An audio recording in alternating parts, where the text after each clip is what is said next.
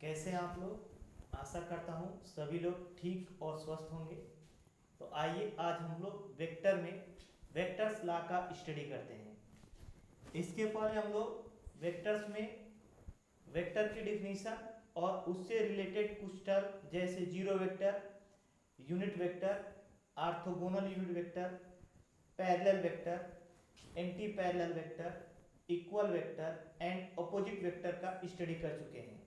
इस वीडियो में हम लोग वेक्टर्स लॉ का स्टडी करेंगे। तो वेक्टर्स लॉ में आज हम लोग कौन कौन से लॉ पढ़ेंगे? Addition, subtraction and parallelogram law of vectors.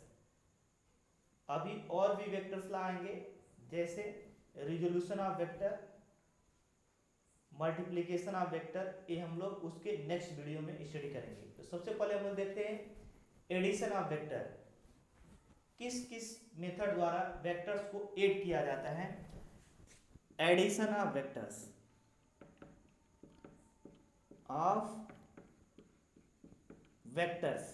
Vectors को किस किस लॉ द्वारा ऐड किया जाएगा? तो उसमें जो फर्स्ट लॉ आता है ट्रायंगुलर लॉ होता है। क्या होता है? Triangular law. ट्रायंगुलर लॉ द्वारा दो वेक्टर्स को कैसे ऐड करेंगे? अगर दो वेक्टर गिवन हो, A vector and B vector, क्या गिवन हो? A vector and B vector, और हमें इन्हें ट्रायंगुलर लॉ द्वारा ऐड करना हो तो सबसे पहले किसी एक वेक्टर को ड्रा कर लेंगे। जैसे यहां पर हम लोग ए वेक्टर को ड्रा किए, ए वेक्टर और बी वेक्टर दो वेक्टर गिवन है, हमें इसे ट्रायंगुलर लॉ द्वारा ऐड करना है। तो सबसे पहले किसी एक वेक्टर को ड्रा कर लिए, ए वेक्टर को ड्रा किए, इसके टेल पर इसके हेड पर बी वेक्टर का टेल रख करके इसी के पैरेलल डिस्प्लेस करेंगे। इस वेक्टर को इसके पैरेलल और इस वेक्टर को इसी के पैरेलल रहने देंगे। ऐसा नहीं कर सकते कि इसकी डायरेक्शन चेंज कर देंगे, एकदम सेम ऐसे ही ला करके इसके हेड पर रख देंगे इसका टेल। डायरेक्शन नहीं चेंज होना चाहिए। या बी वेक्टर है, विदाउट डायरेक्शन चेंज किए इसको डिस्प्लेस करते हुए लाएंगे और इसके हेड पर रख देंगे इसका टेल। और फाइनली फर्स्ट वेक्टर के टेल को लास्ट वेक्टर के हेड से मिलाने पर जो वेक्टर ऑब्टेंड होगा वो मैग्नीट्यूड और डायरेक्शन दोनों में ए और बी के सम को रिप्रेजेंट करेगा। Hence R vector equals to A vector plus B vector. Again मैं रिपीट कर रहा हूं, अगर ट्रायंगुलर लॉ द्वारा दो वेक्टर्स को ऐड करना ए और बी को, तो सबसे पहले किसी एक वेक्टर को ऐड कर लेते हैं, उसके बाद सेकेंड वेक्टर के टेल को फर्स्ट वेक्टर के हेड पर रखकर ड्रा करते हैं, और फाइनली फर्स्ट वेक्टर के टेल को सेकेंड वेक्टर के हेड से मिलाने पर जो वेक्टर ऑब्टेंड होता है वो मैग्नीट्यूड और डायरेक्शन दोनों वेक्टरों के सम को रिप्रेजेंट करता है। किसको रिप्रेजेंट करता है? सम को। अब आइए हम लोग देखते हैं कि अगर हमें इसे सब्ट्रैक्ट करना हो तो कैसे सब्ट्रैक्ट करेंगे। Subtraction of vector.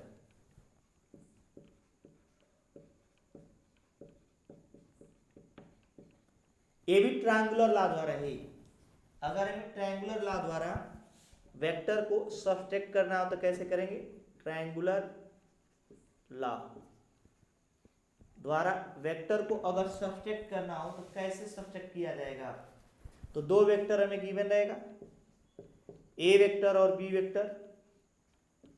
कहेगा ए वेक्टर में से बी वेक्टर को सब्ट्रैक्ट कीजिए। तो सेम वही प्रोसेस, पहले किसी एक वेक्टर ए को ड्रा कर लेंगे, उसके बाद बी वेक्टर के टेल को ए वेक्टर के हेड पर रखकर डॉट डॉट लाइन से इसे दिखा देंगे, क्योंकि हमें ऐड नहीं करना है, क्या करना है? सब्ट्रैक्ट करना है।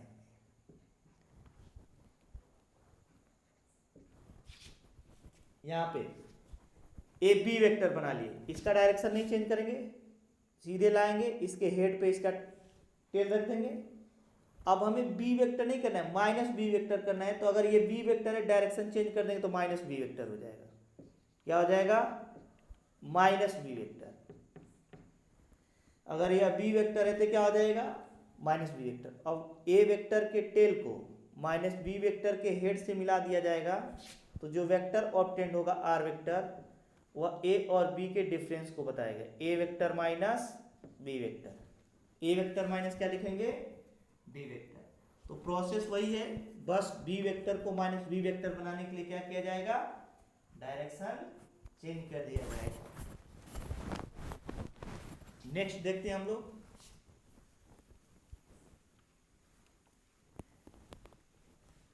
वेक्टर एडिशन के सेकेंड लॉ को polygon law.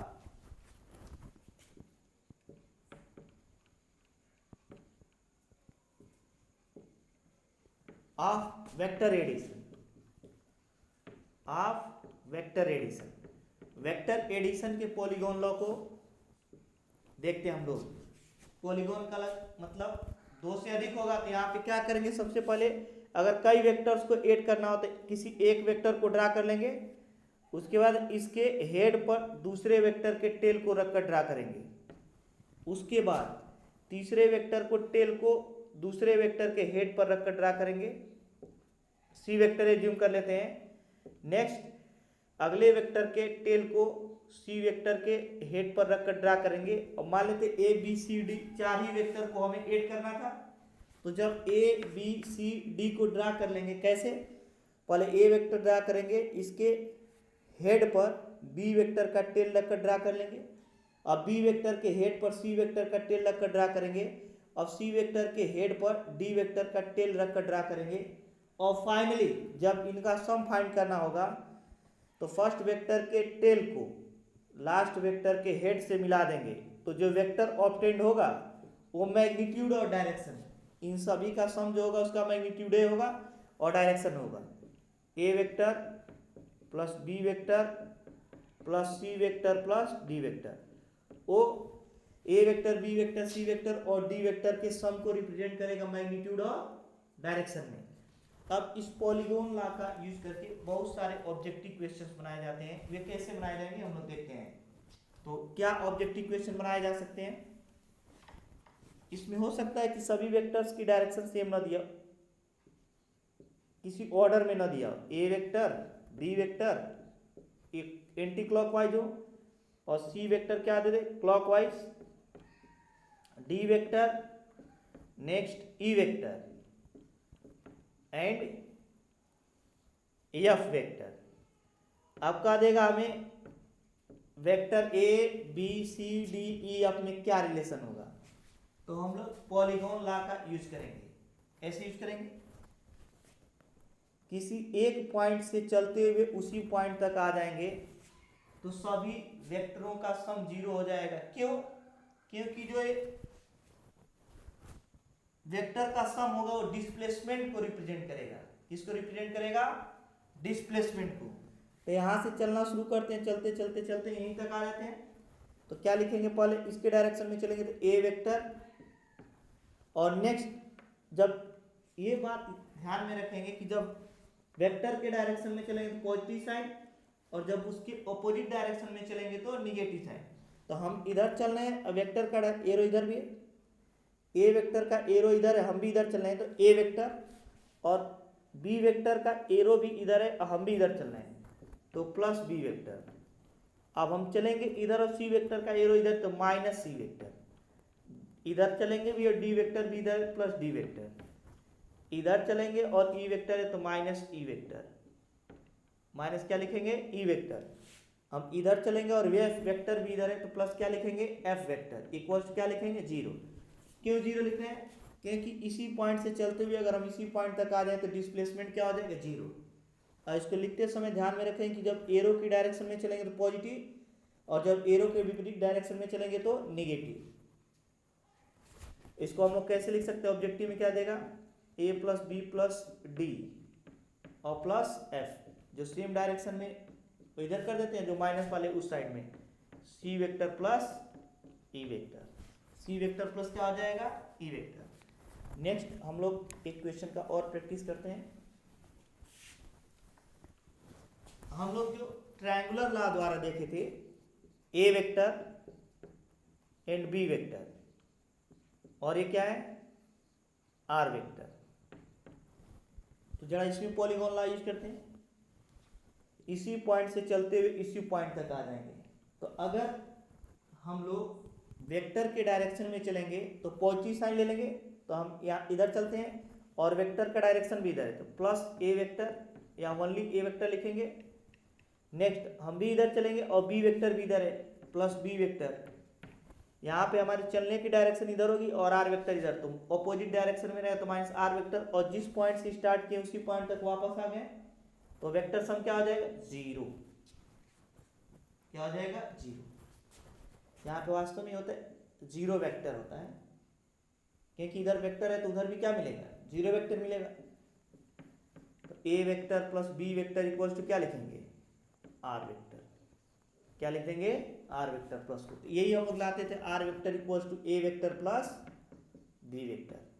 Are vector equal to क्या लेते थे, A vector plus B vector. तो हम लोग पॉलीगॉन लॉ का यूज किसी भी क्वेश्चन के लिए करके उन वेक्टरों में रिलेशन फाइंड कर लेंगे। अब हम लोग देखते हैं जो सबसे मोस्ट इंपॉर्टेंट इसमें लॉ आता है वो है पैरेललोग्राम लॉ। कौन सा, पैरेललोग्राम लॉ।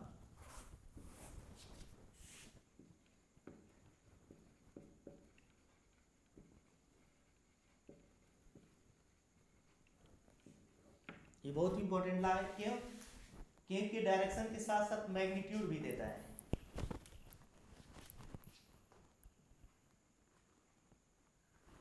ये लॉ क्या करेगा, डायरेक्शन के साथ साथ मैग्नीट्यूड। एज्यूम कर लेते हैं दो वेक्टर्स कौन कौन से हैं, ए वेक्टर और बी वेक्टर।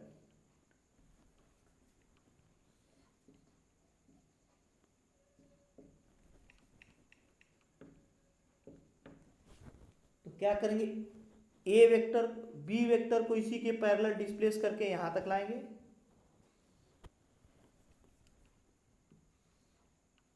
और इसे ड्रा कर लेंगे बी वेक्टर। ये सेम बी वेक्टर को यहां तक लाएंगे और ए वेक्टर को डिस्प्लेस करके इसके हेड को यहां पे ले जाएंगे और यहां तक ड्रा कर लेंगे। अगर ए वेक्टर है तो ए भी क्या होगा, ए वेक्टर, और ए और बी वेक्टर के हेल्प से एक पैरेललोग्राम का फॉर्मेशन कर लेंगे, A vector B vector, A B vector और ए वेक्टर। और ए वेक्टर को आगे बढ़ाते हुए हम लोग यहाँ से इस पर परपेंडिकुलर ड्रा कर लेंगे। इसे के ले लेते हैं, एल एम एन ओ।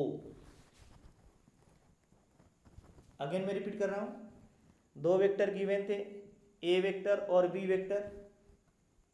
क्या गिवन थे, ए वेक्टर और बी वेक्टर, या कह सकते ए वेक्टर और बी वेक्टर, और इनके बीच का एंगल क्या था, थीटा था। इनके बीच का एंगल क्या है, थीटा। तो क्या कि ए वेक्टर को इसके पैरेलल डिस्प्ले करके यहाँ पे ए वेक्टर ड्रा किए, बी वेक्टर को इसके पैरेलल ड्रा करके ए बी वेक्टर बना लिए। किसी भी वेक्टर को उसके पैरेलल डिस्प्लेस करेंगे तो वेक्टर पे इफेक्ट नहीं पड़ता है। ए वेक्टर और बी वेक्टर दोनों के बीच का एंगल कितना है, थीटा। कितना है, थीटा। अगर ये थीटा है तो ये भी क्या होगा, थीटा, क्योंकि यह लाइन और यह लाइन पैरेलल है।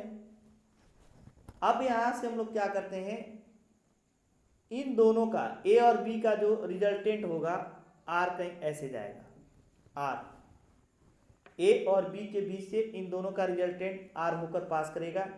एज्यूम कर लेते ए वेक्टर के साथ अल्फा एंगल बना रहा है। कितना एंगल बना रहा है, अल्फा एंगल। ए वेक्टर के साथ कितना एंगल बनाया है, अल्फा एंगल। अब हम लोग इसका रिजल्टेंट आर को फाइंड करने के लिए ये परपेंडिकुलर ड्रा किए। इस रिजल्टेंट आर को फाइंड करने के लिए ही ए वेक्टर को आगे बढ़ाए हैं और बी वेक्टर के हेड से इस पर परपेंडिकुलर ड्रा किए हैं। तो सबसे पहले हम लोग एल एम और एन एम को फाइंड कर लेते हैं। किसको, एल एम और एन एम को। कैसे फाइंड करेंगे देखते हैं। एक बार साइन थीटा लिखते हैं, तो साइन थीटा इक्वल टू हो जाएगा एन एम अपान ए क्या हो जाएगा, यहाँ से यहाँ तक है बी, बी वेक्टर का मैग्नीट्यूड क्या होगा, बी, तो यहाँ से B sine theta equal to हो जाएगा एन एम। क्या हो जाएगा, एन एम।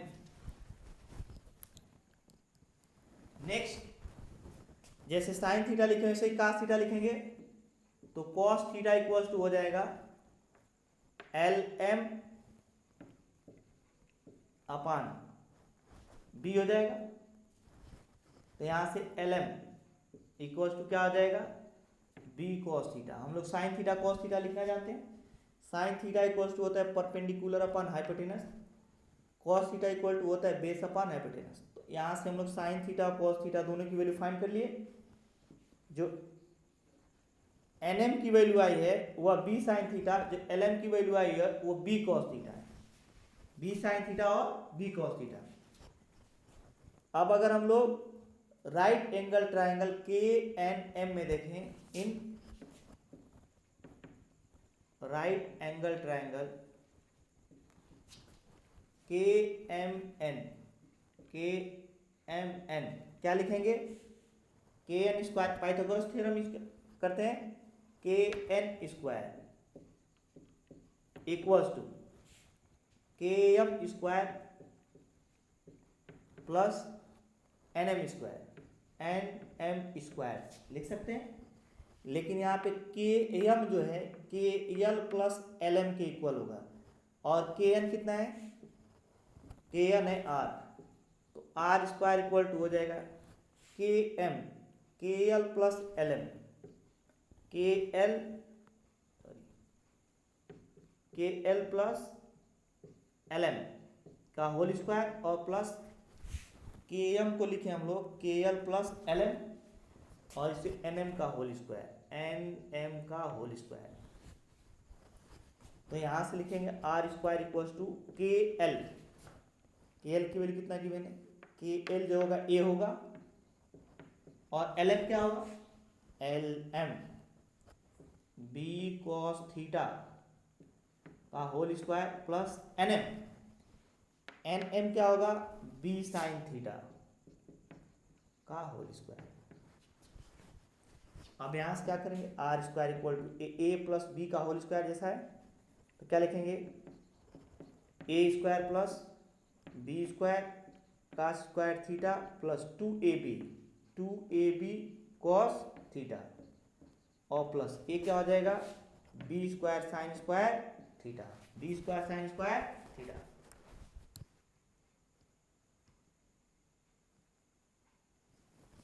अब यहां से R square equals to find करें तो ए स्क्वायर अलग कर लेते हैं, B square cos square theta, तो बी स्क्वायर अगर यहां से कॉमन कर लें तो बी स्क्वायर इसमें भी है इसमें भी है, दोनों में बी स्क्वायर है, तो बी स्क्वायर कॉमन कर लेते हैं, यहाँ पे कास स्क्वायर थीटा बच जाएगा और प्लस यहाँ पे क्या बच जाएगा, साइन स्क्वायर थीटा और plus two A B cos theta बच जाएगा। क्या बच जाएगा, two A B cos theta. तो यहाँ से आर इक्वल्स टू हो जाएगा A square plus A B square, क्योंकि ये वन हो जाएगा, sine square theta cos square theta plus sine square theta, तो प्लस क्या बच जाएगा, two A B cos theta, two A B cos theta. तो हम लोग रिजल्टेंट फाइंड कर ले किसका, ए और बी का। ए और बी का रिजल्टेंट कितना है बच्चों, R equal to under root A square plus B square plus two A B cos theta. कितना सिंपल डेरिवेशन है। और बच्चे डेरिवेशन कैसे देखते हैं, इतना बड़ा हो गया, तो इसमें कुछ इतना बड़ा है ही नहीं, ये सिंपल है, यहाँ से यहाँ तक तो केवल कैलकुलेशन है, इसमें कॉन्सेप्ट कितना यूज किया गया है, एक बार ट्रिग्नोमेट्रिकल रेशियो फाइंड किया गया साइन कास को, एक बार पाइथागोरस थ्योरम, दो कॉन्सेप्ट यूज किया गया। ये क्वेश्चन का डेरिवेशन बड़ा नहीं है, बहुत छोटा है, क्योंकि ये सब तो कैलकुलेशन है। तो यहाँ से R equal to under A square plus B square plus two A B cos theta, ये फॉर्मूला हमें एकदम अच्छी तरह मालूम होना चाहिए। अभी इस फॉर्मूले का एक्सप्लेनेशन हम लोग देखेंगे, लेकिन उसके पहले जरा देख लें, ए पॉइंट में हमें याद रखना है, अब बी पॉइंट में क्या देखना है हमें, ये देखना है कि जो रिजल्टेंट आ रहा है, अगर ए वेक्टर से अल्फा कोण बनाए, एंगल बनाए, sorry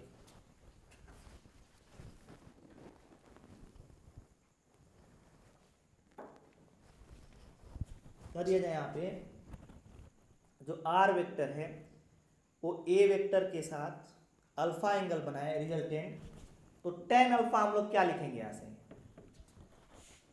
ten alpha equal to N M upon K M, क्या लिखेंगे के एम, बट के एम कितना है K L plus L M, tan alpha equal to N M upon K L plus L M, N M K L plus L M, और N M कितना हम लोग फाइंड किए थे, एन एम फाइंड किए थे बी साइन थीटा, क्या find किए थे B sine theta, B sine theta upon K L कितना है ए, और प्लस एल एम कितना है एल एम जो फाइंड किए थे बी कॉस थीटा। तो हमें ये फॉर्मूला याद होना चाहिए और किस तरह लिख रहे हैं ये आना चाहिए, सबसे इंपॉर्टेंट ये है, ये फॉर्मूला याद होना चाहिए अच्छी तरह। और ये फॉर्मूला, इस फॉर्मूले के लिखने का तरीका क्या है, इसको हमें सीखना पड़ेगा कैसे लिखा जा रहा है। यहाँ पे अगर देखा जाए तो अल्फा किसके साथ एंगल है, अल्फा जो है ए वेक्टर के साथ बनाया गया एंगल है, इस वेक्टर के साथ बनाया गया एंगल है ए वेक्टर के साथ। तो जब हम लोग ए वेक्टर के साथ एंगल लिखेंगे तो जो ऊपर रहेगा वो बी साइन थीटा रहेगा, और नीचे उसी का कास कंपोनेंट रहेगा और उसमें ए ऐड कर देंगे। सिमिलरली अगर हमें कह दे कि जो रिजल्टेंट आर है, यहाँ पे ध्यान, वो बीटा एंगल बना रहा है, रिजल्टेंट आर जो है वह बी वेक्टर से कितना एंगल बना रहे बच्चों, बीटा, कितना बीटा। तो डायरेक्ट अगर हमें लिखना है टेन बीटा इक्वल टू, तो हमें किसके साथ एंगल लिखना है बी के साथ, तो ए वेक्टर लिखेंगे, सॉरी एक साइन थीटा अपान क्या लिखेंगे इसी का कास कंपोनेंट ए कॉस थीटा, और फिर बी को ऐड कर देंगे। तो हमें इस फॉर्मूले के लिखने के तरीके मालूम होने चाहिए क्या, अगर हमें बी के साथ एंगल लिखना हो तो ऊपर ए रहेगा और साइन थीटा रहेगा, उसी का कास कंपोनेंट नीचे रहेगा, बी को ऐड कर देंगे। हम लोग दूसरे एग्जांपल में देखते हैं, और रिजल्टेंट क्या है under root A square plus B square plus 2ab, और दोनों के बीच का कॉस थीटा, कॉस थीटा। तो जरा हम लोग इसे दूसरे एग्जांपल से देखते हैं, पहले लिखना सीख लेते हैं, उसके बाद इसका एक्सप्लेनेशन देखते हैं। अगर यहाँ पे ध्यान से देखा जाए, यहाँ पे दो वेक्टर दे दिया हो P एंड Q, क्या गिवन हो P एंड Q, और दोनों के बीच का एंगल क्या हो थीटा। तो कल इसका रिजल्टेंट कैसे लिखेंगे, R equal to under root P square plus Q square plus 2pq cos theta, क्या हो जाएगा रूट में P square plus Q square plus 2pq cos theta, और R कहीं यहीं से होकर जा रहा होगा, दोनों के बीच का टोटल एंगल थीटा है, ये R है जो हम लोग रिजल्टेंट फाइंड कर रहे हैं। एज्यूम कर लेते हैं कि जो R है वो P के साथ कितना एंगल बनाया अल्फा, कितना एंगल बनाया अल्फा, किसके साथ बना रहा है P के साथ, तो लिखेंगे tan alpha equals to P के साथ बना रहे हैं, तो P को छोड़ देंगे क्या लिखेंगे Q, दोनों के बीच का एंगल कितना है थीटा, तो P साइन थीटा अपान क्या लिखेंगे, सॉरी Q साइन थीटा अपान इसी का कास कंपोनेंट नीचे Q कॉस थीटा, और सेकेंड वेक्टर को मैग्नीट्यूड को इसमें ऐड कर देंगे। और यदि जो Q के साथ अगर बीटा एंगल बनाए R, तो क्या करेंगे tan beta equals to, Q के साथ एंगल बनाना तो P को लिखेंगे P साइन थीटा अपान इसी का कास कंपोनेंट P cos थीटा, और दूसरे वेक्टर को इसमें ऐड कर देंगे, क्या करेंगे ऐड कर देंगे। तो हम लोग एंगल लिखना सीख गए और रिजल्टेंट लिखना। एक एग्जांपल से इसको समझते हैं हम लोग। अगर यहाँ पे दो force F1 equals to 4 newton and F2 equals to 3 newton, कितना न्यूटन है F2 इक्वल्स टू 3 न्यूटन, एक दूसरे से राइट एंगल पे काम कर रहे हो, एक्टेड हो, सस्टेंडेड हो, तो इनका रिजल्टेंट क्या होगा F equals to under root F1 square plus F2 square. A और बी के स्थान पे क्या हो गया, F1 और F2, और plus 2F1 F2 cos 90 degree.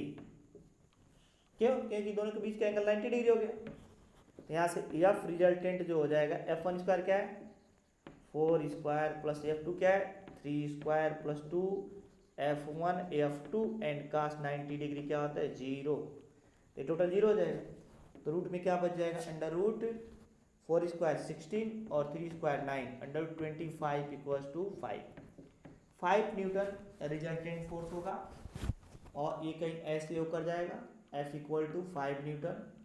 अगर कह दिया जाए कि ये F1 के साथ अल्फा एंगल बनाए और F2 के साथ बीटा एंगल बनाए, तो कैसे हम लोग tan अल्फा और tan बीटा फाइंड करेंगे।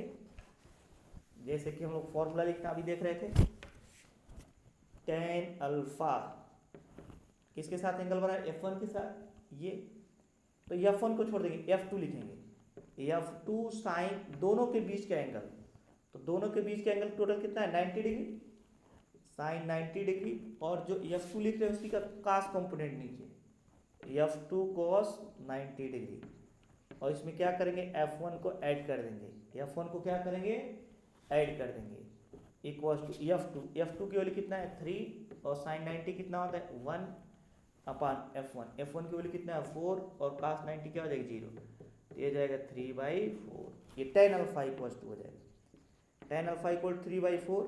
तो यहाँ से अल्फा इक्वल टू क्या हो जाएगा tan इनवर्स 3/4, 3 क्या हो जाएगा 4। नेक्स्ट हम लोग देखते हैं, नेक्स्ट क्या देखेंगे, ये जो रिजल्टेंट एफ आ रहा है या F2 के साथ बीटा एंगल बनाए, तो क्या लिखेंगे tan बीटा इक्वल्स टू, क्या लिखेंगे किसके साथ एंगल है F2 के साथ, तो F2 को छोड़ देंगे, क्या लिखेंगे F1 साइन दोनों के बीच का टोटल एंगल क्या है 90 डिग्री, और इसी का cos component F1 cos 90 degree, और F2 को इसमें ऐड कर देंगे। तो यहाँ से tan बीटा इक्वल्स टू आ जाएगा, F1 की वैल्यू क्या है 4 इंटू 1 अपान F2 3 और प्लस ए तो 0 हो जाएगा, cos 90 0 हो जाता है। तो tan बीटा इक्वल्स टू क्या हो जाएगा 4/3 और बीटा इक्वल्स टू क्या हो जाएगा tan इनवर्स 4/3। तो रिजल्टेंट के साथ हम लोग रिजल्टेंट दोनों वेक्टर्स के साथ कितना एंगल सस्टेन करेगा ये भी हम लोग इजीली फाइंड कर लेंगे। अब हम लोग जरा इस फॉर्मूले का एक्सप्लेनेशन देखते हैं।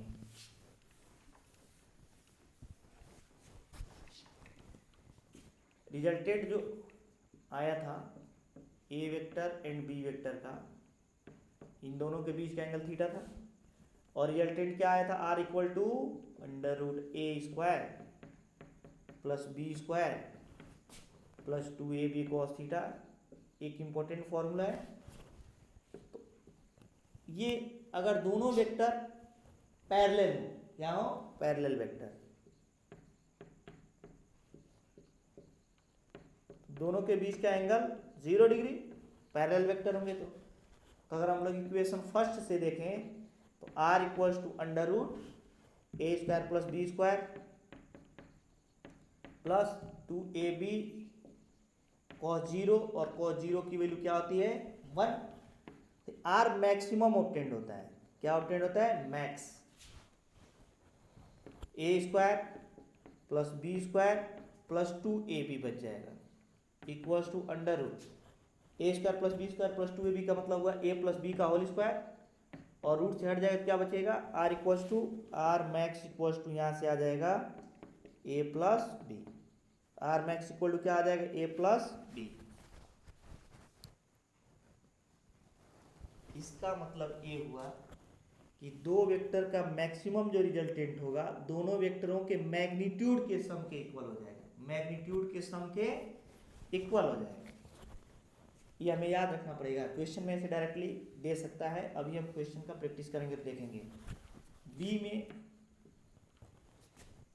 इफ बोथ वेक्टर है एंटी पैरेलल। अगर दोनों वेक्टर क्या हो, एंटी पैरेलल हो, तो उनकी वैल्यू कैसे फाइंड करेंगे? एंटी पैरेलल वेक्टर में ए वेक्टर एंड बी वेक्टर, दोनों के बीच का एंगल कितना हुआ? 180 डिग्री। ए वेक्टर और बी वेक्टर दोनों के बीच का एंगल कितना हुआ? 180 डिग्री। तो रिजल्टेंट कैसे फाइंड करेंगे? यहाँ पे आर मिनिमम हो जाएगा, अंडर रूट लिखेंगे A square plus B square, A square plus B square plus 2ab cos 180 degree. और कॉस 180 डिग्री की वैल्यू कितनी होती है? -1। तो ये हो जाएगा A square plus B square plus 2ab और ये -1। तो यहाँ से लिखेंगे -1, यहाँ पे आ जाएगा, तो रूट में लिख सकते हैं A square plus B square, और ये माइनस यहाँ पे आ जाए तो -2ab। तो A square plus B square -2ab, और इसे लिखेंगे हम लोग a माइनस बी का होल स्क्वायर, और ये हो जाएगा a माइनस बी। तो दो वेक्टर का जो मिनिमम रिजल्टेंट होगा वो दोनों वेक्टरों के मैग्नीट्यूड के डिफरेंस के इक्वल होगा।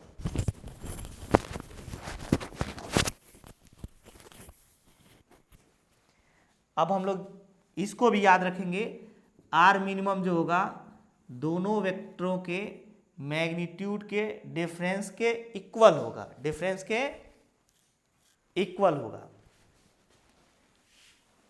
अगर इसी में कह दिया जाए दोनों वेक्टर्स एक दूसरे के परपेंडिकुलर हों, परपेंडिकुलर का मतलब A vector and B vector both are perpendicular to each other, 90 degree angle हो जाएगा। तो यहाँ से जो रिजल्टेंट आर फाइंड करेंगे वो लिखेंगे A square plus B square plus 2ab cos 90 degree, और कॉस 90 तो आर इक्वल टू हो जाएगा under root A square plus B square, और इसकी वैल्यू क्या आ जाएगी? 0। तो simply under root A square plus B square हो जाएगा। अब हम लोग देखते हैं, ये तो सम था, अगर डिफरेंस गिवन हो तो कैसे फाइंड करेंगे? एज्यूम कर लेते हैं यहाँ पे जो d था ये क्या था? r equal to A plus B था। अरे हम लोग जो r यहाँ पे a वेक्टर a लिए थे और b वेक्टर a लिए थे, तो वही b वेक्टर यहाँ पे आया था, और a वाला a वेक्टर यहाँ पे था। अगर a वेक्टर है तो a भी a वेक्टर होगा। इसका रिजल्टेंट जो आया था यहाँ पे a vector plus b vector था, R vector equal to A vector plus B vector. इसका मतलब आर वेक्टर इक्वल टू यहाँ पे जो था ए वेक्टर प्लस बी वेक्टर, और इसी का हम लोग मैग्नीट्यूड फाइंड किए थे, तो मॉड ले लेंगे तो A vector plus B vector. इसको सिंपली आर भी लिख सकते हैं। इसी का एक्सपेंशन जो होता है A square plus B square plus 2ab cos theta. तो हमें इसका एक्चुअल मीनिंग मालूम होना चाहिए। आर जो था वो mod of A plus B है, और mod of A plus B क्या होगा? Under root A square plus B square plus 2ab cos theta. Simply हम लोग ऐसे नहीं लिख सकते हैं, जैसे mod of A vector equal to A होता है, तो हम लोग ऐसे नहीं लिख सकते mod of A vector plus mod of B vector equal to A plus B. A wrong है। कैसे लिखेंगे? ऐसे लिखेंगे, या ऐसे लिख सकते हैं, लेकिन इसको ऐसे नहीं लिखेंगे। ये रिजल्टेंट होगा under root A square plus B square plus 2ab cos theta plus 2ab cos theta. Next अगर हम ई पॉइंट में देखते हैं, सम के प्लेस पे क्या गिवन हो? डिफरेंस गिवन हो। सम के प्लेस पे क्या गिवन हो? डिफरेंस गिवन हो दोनों वेक्टर्स का। तो क्या करेंगे? आर वेक्टर इक्वल टू दे दे A vector minus B vector. तो इसका जब मैग्नीट्यूड फाइंड करेंगे तो ऐसे लिखेंगे mod of R vector equal mod of A vector minus B vector equals to under root A square plus B square plus 2ab cos, क्या लिखेंगे अब? 180 डिग्री माइनस थीटा। क्यों ऐसा लिखे हैं इसको समझने वाली बात है। तो if A vector and B vector के बीच का एंगल थीटा हो, ए वेक्टर और बी वेक्टर के बीच का एंगल क्या हो? थीटा। तो माइनस बी वेक्टर का मतलब इधर जाएगा, ए वेक्टर बी वेक्टर तो माइनस बी वेक्टर, तो ये जो एंगल होगा वह 180 डिग्री माइनस क्या होगा, थीटा हो जाएगा। तो याद रखने वाली बात है कि ए वेक्टर और बी वेक्टर के बीच का एंगल थीटा हो, तो ए वेक्टर और माइनस बी वेक्टर के बीच का एंगल 180 डिग्री माइनस थीटा हो जाएगा, और cos 180 degree minus theta equal to होता है माइनस कॉस थीटा। क्या होता है, माइनस कॉस थीटा। तो लिखेंगे under root A square plus B square plus 2ab, और यहाँ पे लिखेंगे minus cos theta mod of R vector equal to, और वेक्टर इक्वल टू हो जाएगा ओनली आर इक्वल टू लिखेंगे under root A square plus B square, A minus यहाँ पे आ जाएगा माइनस 2ab कॉस थीटा। क्या हो जाएगा, माइनस 2ab कॉस थीटा। तो हम लोग इन दोनों फॉर्मूले को ऐसे भी याद रख सकते हैं ई पॉइंट्स में।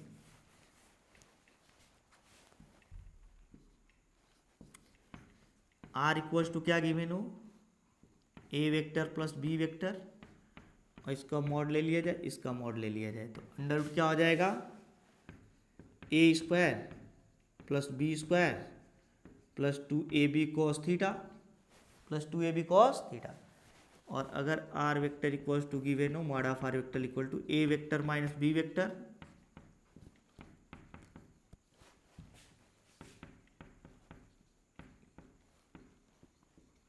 माइनस होगा यहाँ पे, अगर यहाँ पे माइनस है तो यहाँ भी क्या आ जाएगा, माइनस। इसमें एंगल हम लोग लिखना सीखे हैं अभी, tan अल्फा इक्वल्स टू लिखे थे ए साइन थीटा अपन, इसी का कास कंपोनेंट नीचे ए कॉस थीटा और प्लस बी कर देते। लेकिन जब इसमें जब हम लोग tan अल्फा लिखेंगे तो क्या लिखेंगे, ए साइन थीटा अपन, यहाँ पे जो हो जाएगा बी अपने प्लेस पे रहेगा, लेकिन जो थीटा रहेगा वो चेंज हो जाएगा, माइनस ए कॉस थीटा हो जाएगा। क्या हो जाएगा, माइनस ए कॉस थीटा। अब हम लोग इस पर क्वेश्चन का प्रैक्टिस करते हैं, देखते हैं हम लोग। बहुत इंपॉर्टेंट क्वेश्चन इस पे पूछे जाते हैं। क्वेश्चन क्या गिवन है, if maximum and minimum resultant of two vectors are 8 and 12 unit, 8 and 12 unit, then find their individual magnitude,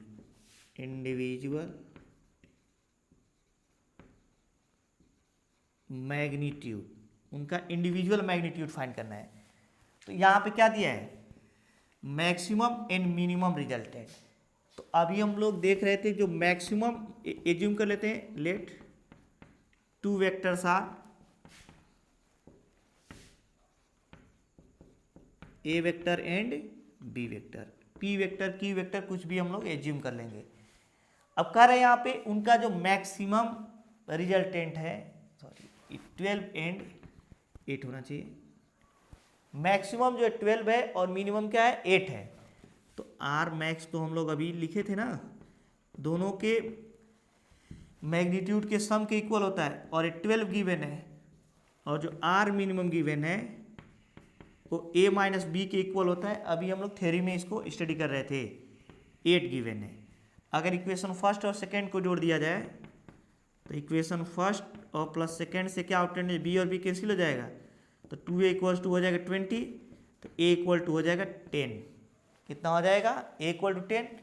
और नेक्स्ट हमें किसकी वैल्यू फाइंड करनी है, b की, तो फ्रॉम इक्वेशन फर्स्ट और सेकेंड किसी से भी फाइंड कर सकते हैं। इक्वेशन फर्स्ट से देखेंगे यहाँ पे, तो a plus B equals to 12, a की value 10, 10 plus B equals to 12, तो b इक्वल्स टू कितना हो जाएगा, 2 यूनिट हो जाएगा। तो यहाँ पे हमें इक्वेशन क्या दिया है, if maximum and minimum resultant of two vectors are 12 and 8 unit then find their individual magnitude. मतलब ए और बी को फाइंड करना था। ये क्वेश्चन हम लोग तभी कर पाएंगे जब हम लोग को ये मालूम हो कि जो मैक्सिमम होगा ए प्लस बी के इक्वल होगा और जो मिनिमम होगा वह ए माइनस बी के इक्वल होगा। नेक्स्ट हम लोग देखते हैं इसमें अगला question.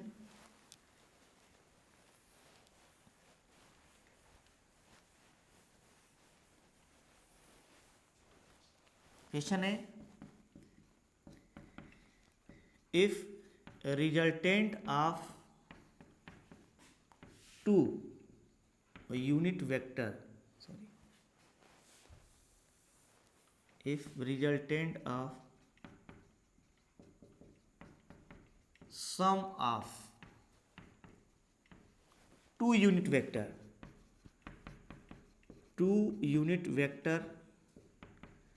is also a unit vector, if the resultant of sum of two unit vector is also a unit vector, और ये कह सकते हैं if sum of two unit vector, resultant ना लिखें, if sum of two unit vector is also a unit vector then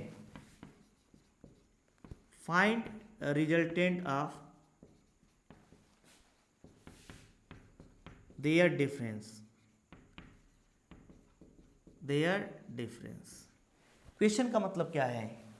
question में कह रहे हैं कि दो यूनिट वेक्टर हैं, उनका जो सम फाइंड किया जाता है वो भी एक यूनिट वेक्टर आता है, तो उनके डिफरेंस का रिजल्टेंट क्या होगा। तो हम लोग सबसे पहले दो वेक्टर एज्यूम कर लेते हैं ए और B. Let two unit vectors are A vector and B vector, तो हमें दिया इनका रिजल्टेंट। तो according to question A plus B जो होगा एक यूनिट वेक्टर होगा, so A vector plus B vector is also a unit vector. क्यों? क्योंकि यहाँ पे गिवन है if sum of two unit vector is also a unit vector, मतलब ये अगर ए और बी दोनों यूनिट वेक्टर हैं तो इनका जो सम किया जाएगा वो भी एक यूनिट वेक्टर आएगा। तो हमें क्या करते हैं? Find resultant of their difference. तो उनके डिफरेंस का रिजल्टेंट क्या होगा? तो सबसे पहले हम लोग यहाँ पे जो गिवन है उसका मीनिंग समझते हैं। ए वेक्टर का मैग्नीट्यूड भी 1 होगा, बी वेक्टर का मैग्नीट्यूड भी क्या होगा? 1, क्योंकि यूनिट वेक्टर है। यूनिट वेक्टर का मतलब जिसका मैग्नीट्यूड क्या हो? 1 हो। तो हम लोग सबसे पहले इसको लिखेंगे mod of A equal to 1, mod of B equal to 1। अब इसका भी तो मैग्नीट्यूड 1 होगा, mod of A plus B equals to 1। क्यों? क्योंकि ये भी एक यूनिट वेक्टर है। अब mod of A plus B का हम लोग क्या लिख सकते हैं? A square plus B square plus 2ab cos theta equals to 1। इसको हम लोग मॉड ऑफ ए लिखें या ओनली ए लिखें, क्योंकि मैग्नीट्यूड को दो तरीके से दिखाते हैं। मॉड ऑफ बी लिखें बी वेक्टर, या ओनली क्या लिखें? बी। तो ये 1 आ जाएगा यहाँ से। तो यहाँ से जब सॉल्व करेंगे तो अंडर रूट ए स्क्वायर का मतलब 1 square plus under root B square का मतलब 1 स्क्वायर प्लस 2a। ए की वैल्यू कितना है? 1, और बी की वैल्यू क्या है? 1। और कॉस थीटा इक्वल्स टू क्या लिखेंगे? 1 लिखेंगे। क्या लिखेंगे? 1। अब दोनों साइड का स्क्वायर कर देते हैं। क्यों? क्योंकि ए और बी दोनों की वैल्यू 1 1 है, तो 1 square plus 1 square plus 2, 1 into 1 cos theta equal to 1। Squaring both side करेंगे तो 1 और 1 2 हो जाएगा, और प्लस 2 कॉस थीटा रूट हट जाएगा, और उधर 1 का स्क्वायर 1 ही हो जाएगा। अगर हम दोनों साइड का स्क्वायर कर दें तो यह 1 और 1 2, ये रूट हट जाएगा, और 2 कॉस थीटा 1 का स्क्वायर 1 ही होगा, और 2 को उधर ले जाते 2 कॉस थीटा इक्वल्स टू क्या गिवन है? 2 उधर जाएगा 2 उधर, तो 1 माइनस 2 माइनस 1 हो जाएगा। तो यहाँ से कॉस थीटा इक्वल्स टू आ जाएगा -1/2। कॉस थीटा इक्वल टू क्या आ जाएगा? -1/2। यहाँ से जो अभी तक इंफॉर्मेशन दिया था यहाँ तक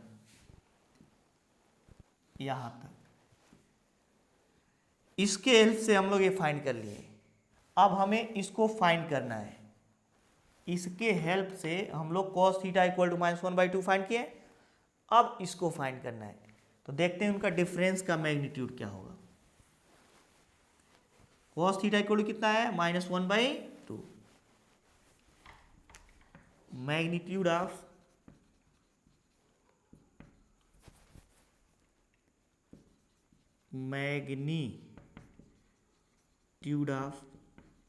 ए वेक्टर माइनस बी वेक्टर, तो क्या लिखेंगे, mod of A vector minus B vector लिखोगे, बोलो भाई क्या लिखोगे बच्चों, A square plus B square -2ab cos theta, -2ab cos theta. ये क्या हो जाएगा, 1 square plus 1 square -2a b1 है, b भी1 है, और cos थीटा 1/2 इक्वल्स टू क्या हो जाएगा, 1 स्क्वायर 1 स्क्वायर 2 हो जाएगा, और माइनस माइनस प्लस हो जाएगा, और 2 और 2 कैंसिल हो जाएगा, तो ए भी 1 आ जाएगा, तो अंडर रूट हो जाएगा 3, अंडर रूट क्या हो जाएगा 3। तो उनके डिफरेंस का जो रिजल्टेंट आएगा उसका मैग्नीट्यूड √3 होगा। क्या होगा, √3 होगा।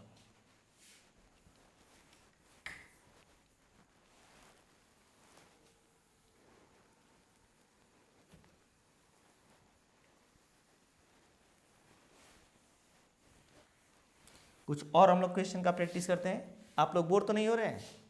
अधिकतर बच्चे फिजिक्स में न्यूमेरिकल सॉल्व करने से बचते हैं, लेकिन रियलिटी क्या है, जिस बच्चे को न्यूमेरिकल पर कमांड हो जाएगा फिजिक्स उसी को अच्छी तरह आएगा, क्योंकि वह कंसेप्ट का अच्छी तरह अप्लीकेशन करना सीख जाता है।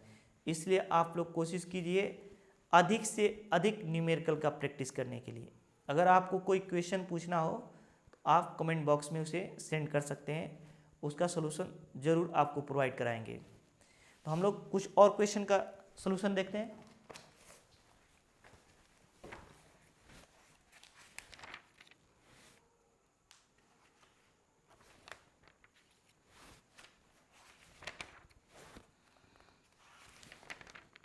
जैसे यहाँ पे क्वेश्चन गिवन है, द सिंपल सम ऑफ 2 को initial vector is 16 unit.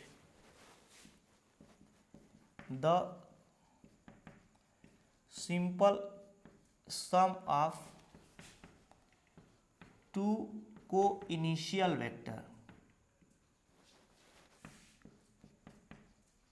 Vector is 16 units. Their vector sum is 8 unit. Their vector sum is 8 unit.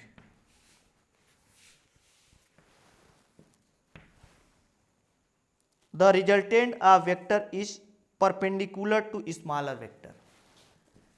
The resultant of vector is perpendicular to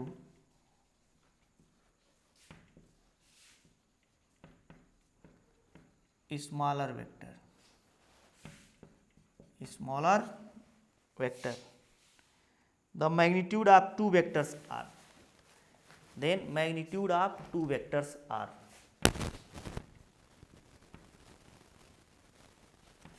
Magnitude of two vectors are. दोनों vectors के magnitude क्या होंगे? तो solution हम लोग देखते हैं क्या गिवन है।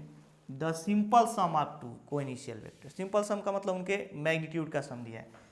तो सबसे पहले हम एज्यूम कर लेते हैं, let two vectors are A vector and B vector, then उनका सिंपल सम क्या होगा, ए प्लस बी, और ए प्लस बी कितना दिया है, 16 गिवन है। क्या गिवन है, 16।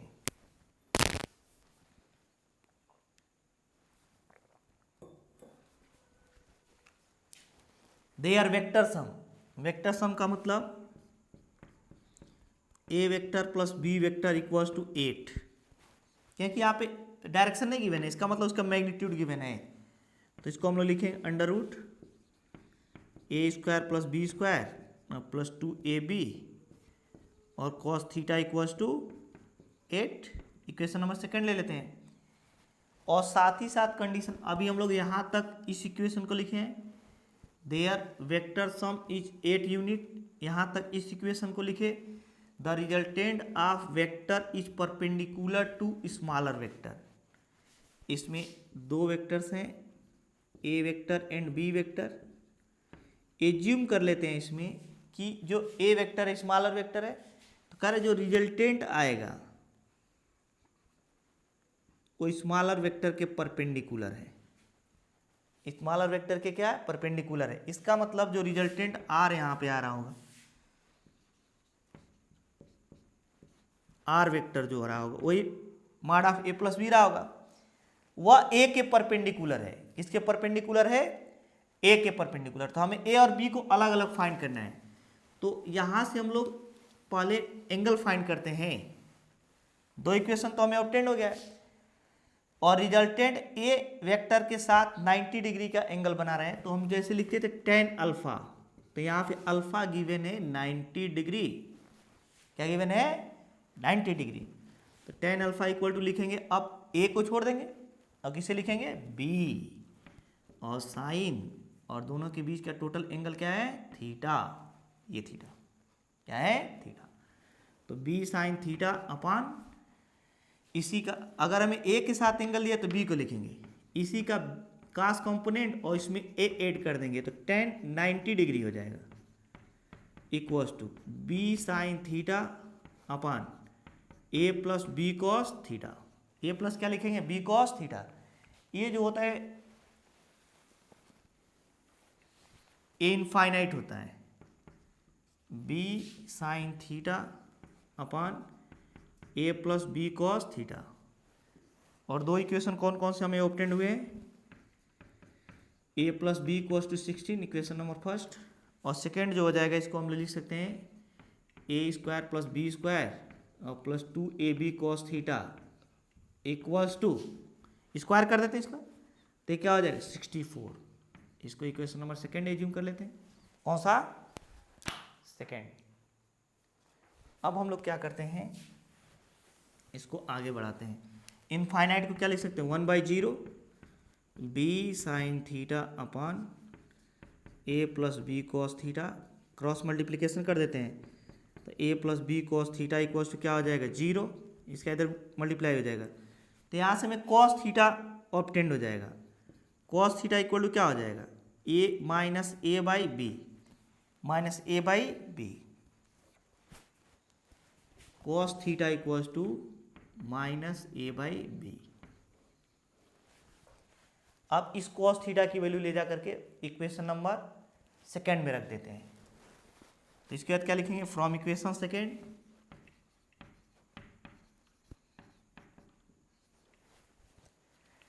फ्रॉम इक्वेशन सेकेंड अगर देखेंगे हम लोग तो यहाँ पे हमें क्या मिल जाएगा? A square plus B square plus 2ab and cos theta equals to minus A by B equals to 64। क्या हो जाएगा? 64। बी और B cancel, A square plus B square और ए वाला माइनस यहाँ माइनस 2a और ए स्क्वायर इक्वल्स टू 64। तो B square और माइनस क्या हो जाएगा? A square equals to 64। इसको हम लोग और कैसे लिख सकते हैं? बी माइनस ए और B plus A, B minus A और B plus A equals to 64। Equation number क्या हो जाएगा? थर्ड। इक्वेशन नंबर क्या हो जाएगा? थर्ड। अब हम लोग क्या करते हैं, इसमें ए प्लस बी की वैल्यू मालूम है हमें फ्रॉम इक्वेशन फर्स्ट से। अगर हम लोग देखें फ्रॉम इक्वेशन फर्स्ट तो उसमें हमें गिवन है ए प्लस बी इक्वल्स टू 16, तो इसके प्लेस पे हम लोग बी माइनस ए और 16 इक्वल्स टू 64, ये कैंसिल हो जाएगा तो B minus A equals to क्या हो जाएगा? 4। इक्वेशन नंबर क्या हो जाएगा? थर्ड। अब हम लोग क्या करते हैं, फर्स्ट और थर्ड को ऐड करते हैं। क्या करते हैं, ऐड करते हैं। तो थर्ड आ गया b minus A equals to 4। तो इक्वेशन फर्स्ट प्लस थर्ड क्या हो जाएगा,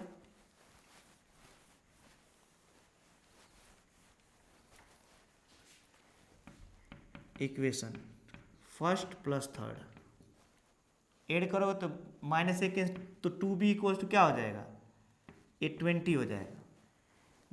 a और माइनस ए कैंसिल, b और b, 2b इक्वल्स टू 20, तो b इक्वल्स टू कितना हो जाएगा 10। b इक्वल्स टू क्या हो जाएगा 10, और b की वैल्यू अगर 10 हो गया तो फ्रॉम इक्वेशन फर्स्ट a की वैल्यू नहीं आ जाएगी, a इक्वल्स टू हो जाएगा 16 माइनस ए, सॉरी 16 माइनस b, तो 16 माइनस 10 इक्वल्स टू क्या हो जाएगा 6। तो a और b दोनों की वैल्यू हमें ऑब्टेन्ड हो जाएगी। अब हम लोग नेक्स्ट क्वेश्चन देखते हैं।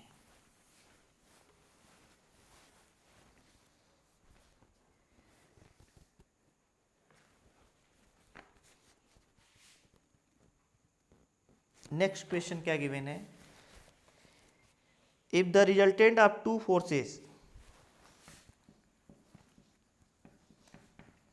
if the resultant of two forces A plus B and A minus B is under root A square plus B square, then the angle between these forces,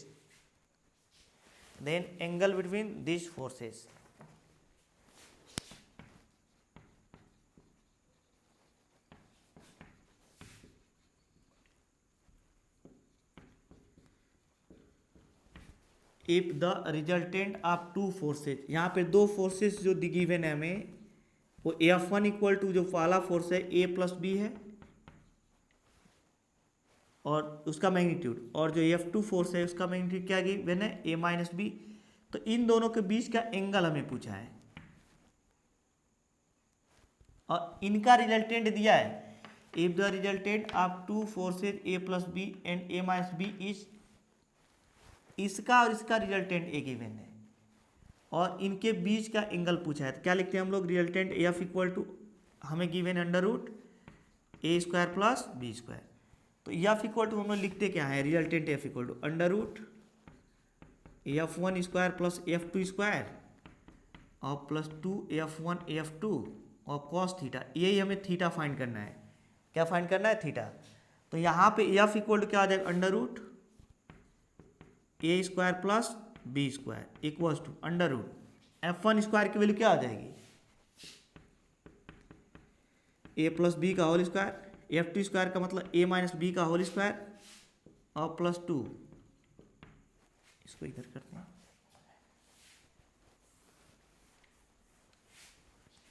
F equal to क्या लिखेंगे, under root F1 square plus F2 square plus 2F1 F2 cos theta. इसमें हम लोग को परेशान नहीं होना है, अधिक से अधिक न्यूमेरिकल का प्रैक्टिस करना है। जितना ही आप लोग न्यूमेरिकल का प्रैक्टिस करेंगे आप लोग को फिजिक्स उतना ही आएगा और लंबे समय तक याद रहेगा। तो हमें क्या करना है, इन एग्जाम्पल्स के अतिरिक्त आप लोग अदर बुक्स के एग्जाम्पल भी प्रैक्टिस में लाएंगे। अब देखते हैं वैल्यू कितना ऑब्टेंड होता है। एफ इक्वल टू क्या गिवन है, under root A square plus B square equals to F1 क्या होगा, ए प्लस बी का होल स्क्वायर, F2 क्या होगा, ए माइनस बी का होल स्क्वायर और plus 2 F1 F2 A plus B A minus B और ये क्या आ जाएगा कॉस थीटा। क्या आ जाएगा, कॉस थीटा।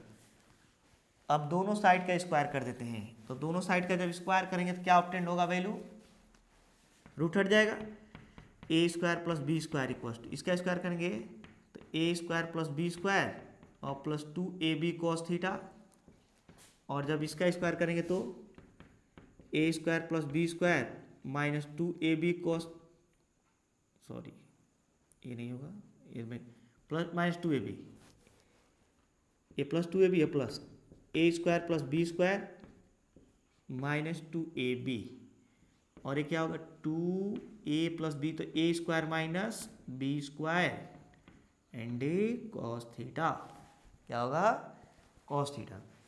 तो a square B square, a square B square cancel, इधर 0 इक्वल्स टू क्या बच जाएगा 2ab और माइनस 2ab भी cancel, a square plus B square plus 2 a square minus B square cos theta, क्या होगा कॉस थीटा। इसको इधर लाएंगे तो माइनस हो जाएगा, a square plus B square equals to 2a square plus B square cos theta. Minus common कर लेते हैं उधर, तो a square plus B square equal to, minus common क्यों किए ताकि इधर वाला माइनस कैंसिल हो जाए, तो माइनस कॉमन करेंगे तो 2 और यहाँ का माइनस कॉमन करते ही प्लस हो जाएगा और ए क्या हो जाएगा माइनस हो जाएगा, और ये कॉस थीटा ही रहेगा, तो माइनस माइनस कैंसिल हो गया, इसको नीचे लाते हैं, तो A square plus B square upon A क्या हो जाएगा 2b square minus A square equals to cos theta, simply cos theta हो जाएगा। तो ए और दोनों a प्लस बी और a माइनस बी के बीच का एंगल क्या रहा होगा a square plus B square upon 2b square minus a square. Next question देखते हैं हम लोग।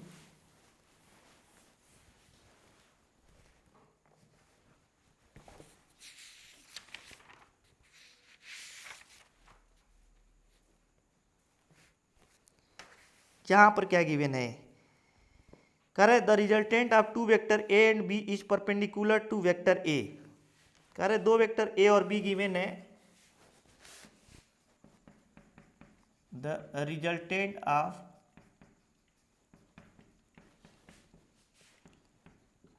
two vectors A and B is perpendicular to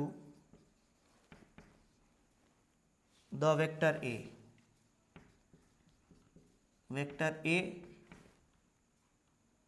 and its magnitude is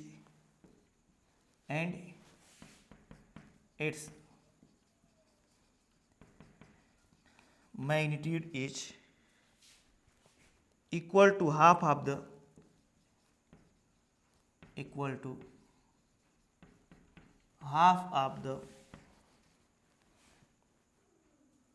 magnitude of vector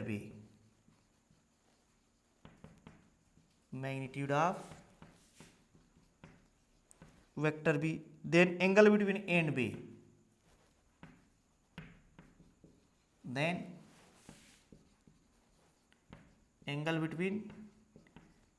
A and B। तो हमें simply क्या करना है, concept use करना है, जो जो गिवन है वैसे सॉल्व करते जाते हैं। क्या गिवन है यहाँ पे, कर the resultant of two vector A and B is perpendicular to vector A. सबसे पहले यहाँ तक का मीनिंग जानते हैं, क्वेश्चन को हम लोग ऐसे ब्रेक करेंगे। तो ए वेक्टर ए ले लेते हैं और बी वेक्टर ए ले लेते हैं। कह जो इनका रिजल्टेंट आर होगा वह ए वेक्टर के क्या है परपेंडिकुलर है, हेंस अल्फा में गिवन इन दोनों के बीच का एंगल टोटल थीटा ले लेते हैं ए और बी के, और ये जो रिजल्टेंट है वो कितना एंगल बना रहा है इसे 90 डिग्री का, तो अल्फा या 90 डिग्री गिवन है। अब क्या है, and its magnitude is equal to, यहाँ का मीनिंग समझते हैं, एंड इट्स मैग्नीट्यूड जो आर होगा वो कितना है half of the magnitude of vector B, मतलब b/2 होगा, और r इक्वल टू सिंपली लिख देंगे b/2। यहाँ तक का मीनिंग हमें क्लियर हो गया। तो हम लोग क्वेश्चन देखकर परेशान नहीं होंगे, बल्कि हम लोग उसे ब्रेक कर देंगे। यहाँ तक का मीनिंग हम लोग ये समझे थे, यहाँ तक का मीनिंग ये हुआ। Then angle between A and B, तो ए और बी के बीच का एंगल है थीटा में पूछा है, कोई दिक्कत नहीं, हम लोग इसको फाइंड करते हैं। तो r इक्वल टू हम सबसे पहले जो रिजल्टेंट है ए के साथ एंगल बनाए तो tan अल्फा लिख लेते हैं। एक तो हमें यहाँ पे दिया है, तो tan अल्फा इक्वल्स टू यहाँ से ए के साथ एंगल दिया है तो b लिखेंगे, b साइन ए 90 डिग्री गिवन है, b साइन थीटा, दोनों के बीच का टोटल एंगल साइन थीटा, अपान उसी का कास कंपोनेंट और उसमें a ऐड कर देंगे, b कॉस थीटा और प्लस क्या लिखेंगे a, और a इनफाइनाइट हो जाएगा, तो infinite equal to b sine theta upon a plus B cos theta, plus क्या लिखेंगे, बी कॉस थीटा। अब इसको सॉल्व करते हैं। सॉल्व करेंगे तो क्या ऑब्टेंड हो जाएगा, इनफाइनाइट को 1/0 equals to B sine theta upon A plus B cos theta, cross multiplication कर देते हैं, इसका इधर multiplication, A plus B cos theta equals to 0। तो यहाँ से B cos theta equals to क्या हो जाएगा, माइनस ए, क्या हो जाएगा, माइनस ए, इक्वेशन फर्स्ट। अब रिजल्टेंट आर लिखते हैं।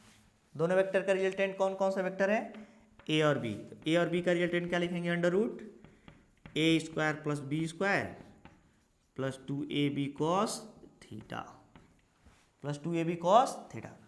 अब यहाँ पे देखते हैं हम लोग, आर की वैल्यू हमें गिवन है b/2, कितना गिवन है, b/2। तो यहाँ पे वैल्यू रख देते हैं, b/2 equals to,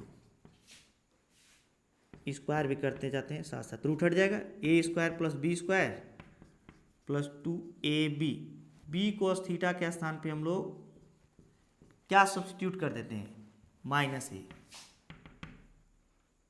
since B cos theta equals to क्या है, minus A, B cos theta equal to क्या है, तो ये जो बी कॉस थीटा है 2a रहने देते, बी कॉस थीटा के प्लेस पे माइनस ए, तो b²/4 इक्वल्स टू हो जाएगा A square plus B square और प्लस 2a और उससे माइनस ए लिख देते हैं।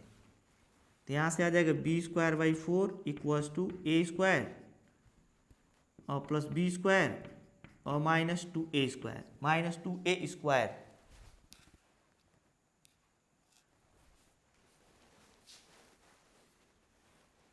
यहाँ से वैल्यू क्या हो जाएगी, b²/4 की जगह और a स्क्वायर कहीं पर रहने दो,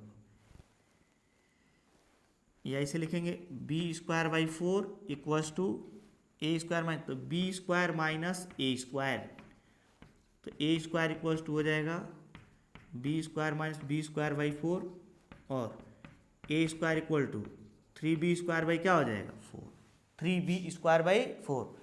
और यहाँ से हम लोग a इक्वल्स टू फाइंड कर लेंगे अंडर रूट 3b²/4, तो क्या हो जाएगा √3b/2। तो फ्रॉम इक्वेशन 1 क्या फाइंड करेंगे, from equation first cos theta equals to minus a/b, क्या माइनस a/b। अब यहाँ से a की वैल्यू लिखेंगे माइनस √3/2 b/b, यह और ये कैंसिल हो जाएगा, cos theta equals to minus √3/2, cos theta equal to क्या हो जाए, माइनस √3/2। इधर cos तो इधर भी cos लिख लेते हैं, तो cos में कितने की वैल्यू होती है, cos 30 डिग्री, और cos के सामने से माइनस साइन हटाने के लिए क्या करते हैं, माइनस साइन जब भी हटाना हो तो 180 में से इसको सब्ट्रैक्ट कर देते हैं, तो 180 डिग्री माइनस 30 डिग्री।